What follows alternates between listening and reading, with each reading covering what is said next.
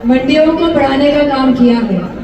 जिस तरह हमारे पूर्व विधायक जी ने कहा कि जब सरकार आई तो 17 करोड़ रुपए इस मंडी को मिले मैनपुरी की, और इसी के साथ जहां नेताजी ने हमेशा किसानों की बात करी, क्योंकि अगर किसान मजबूत होगा तो हमारा युवा मजबूत होगा। लोग गठबंधन के साथ 42 सीटों पर हैं, जहां उत्तर प्रदेश की जनता ने भारतीय जनता पार्टी को हराने का काम किया है, लेकिन फिर भी बहुत जरूरी है कि हम सबको सतर्क। अभी मैनपुरी में करेल में चुनाव हुए हैं, विधायक के एमएलए के उपचुनाव हुए हैं, और हमने देखा है कि किस तरह प्रशासन और शासन का रवैया रहा है।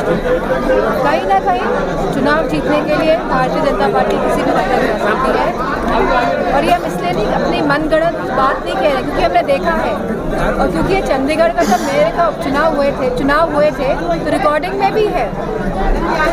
तो मैं समझती हूँ भारतीय जनता पार्टी किसी भी हद तक जा सकती है चुनाव जीतने के लिए और उसमें धांधली करने के लिए। कुंभ, आजकल कुंभ की बड़ा चर्चा हो रही है, और एक कौतूहल बन जाता है कि सपा सुप्रीमो जब कहीं भी जाते हैं तो वो नियम विरुद्ध काम करते हैं, और सत्ता पक्ष के धर्म पे कब्जा कर रखा है, क्या कहेंगे? मैं समझती हूँ कि राजनीति और धर्म को कभी भी साथ मिलकर नहीं चलना चाहिए, क्योंकि कहीं ना कहीं आज की जो राजनीतिक पार्टियां हैं वह धर्म का इस्तेमाल करके सत्ता में काबिज रहना चाहती हैं, और जो आम जनता की जो मूलभूत सुविधाएं हैं कहीं ना कहीं सरकार उनको पूरा नहीं कर पा रही है, और इसीलिए वो इस तरह के धर्म का प्रयोग करके और लोगों की भावनाओं के साथ खिलवाड़ करके सत्ता में बने रहना चाहते हैं। मैडम, केशव प्रसाद मौर्य ने बयान दिया है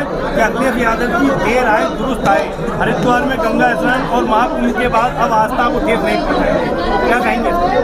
केशव प्रसाद मौर्य ने बयान दिया है कि अखिलेश यादव की देर आए दुरुस्त आए। समझती हूँ कि हम सभी को ये आज़ादी है कि हम किस समय कहाँ जाएं, क्योंकि कहीं ना कहीं जहाँ आज़ादी होती है वहीं पे सशक्तिकरण होता है, और किसी को भी कोई अधिकार नहीं है कि वो प्रश्न करे कि कब जाए, कहाँ जाए, किधर जाए।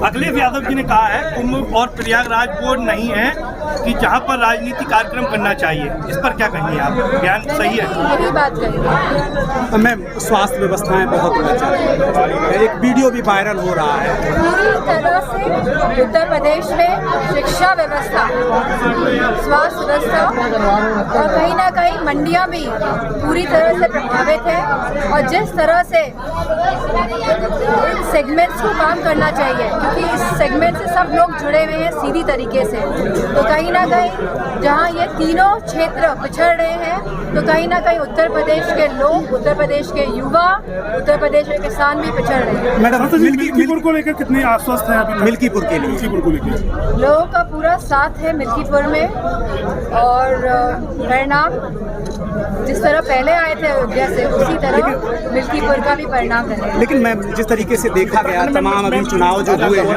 उसमें प्रशासन या जो भी आरोप लगते रहे हैं कि कोई कसर नहीं छोड़ी थी इन्होंने, तमाम लोगों को वोट डालने नहीं दिया जा रहा था, मतलब आक्रामक रवैया था, किसी तरीके से हमें ये सीट हथियानी है। तो क्या आपको उम्मीद लग रही है कि मिल्कीपुर में ये चुनाव निष्पक्ष हो पाएगा कि नहीं? नहीं, निष्पक्ष तो सरकार के लोग अब नहीं चाहते हैं कि कोई भी चुनाव निष्पक्ष हो, पहली बात। और मुझे पूरा भरोसा है मिल्कीपुर के लोगों पर कि जिस तरह उन्होंने पहले वोट किया था वो इस बार भी वोट करेंगे, क्योंकि अगर सबसे ज़्यादा प्रताड़ित वहीं के लोग हुए हैं तो अयोध्या के हुए हैं, मिल्कीपुर के हुए हैं, और लोग तैयार हैं भारतीय जनता पार्टी को उत्तर प्रदेश से हटाने के लिए।